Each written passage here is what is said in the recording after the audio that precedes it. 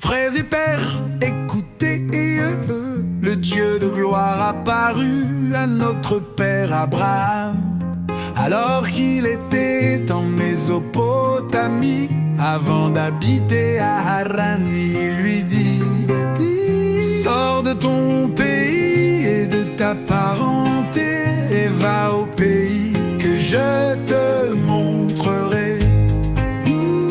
Alors sortant du pays des Chaldéens, il vint habiter à Haran. Et de là, après la mort de son père, Dieu le fit passer dans ce pays où maintenant vous habitez. Et il ne lui donna aucune propriété dans ce pays, pas même de quoi poser le pied. Mais il promit de le lui donner en possession, ainsi qu'à sa descendance après lui, bien qu'il n'eût pas d'enfant. Dieu lui parla ainsi: tes descendants iront en pays étranger, et on les asservira et on les maltraitera durant 400 ans. Mais la nation qui les aura servis, je la jugerai, moi dit Dieu. Et après cela, ils sortiront et me rendront un culte en ce lieu-ci.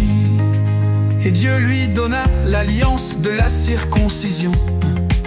Et c'est ainsi qu'Abraham engendra Isaac, et le circoncis le 8e jour.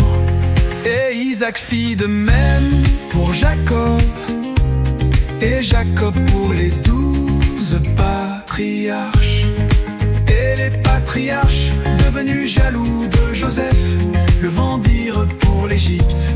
Mais Dieu était avec lui, il l'arracha à toutes ses afflictions, et lui donna faveur et sagesse devant Pharaon, roi d'Égypte, qu'il établit chef sur l'Égypte et sur toute sa maison.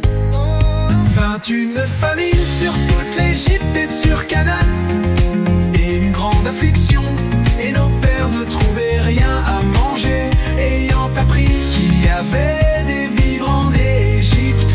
Jacob y envoya nos pères une première fois, et la seconde fois, Joseph se fit reconnaître de ses frères, et la race de Joseph devint manifeste au Pharaon. Joseph alors fit venir Jacob son père et toute sa parenté, 75 personnes. Et Jacob descendit en Égypte, et il mourut ainsi que nos pères.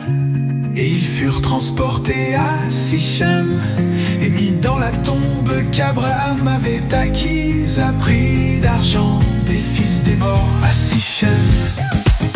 Comme approchait le temps de la promesse,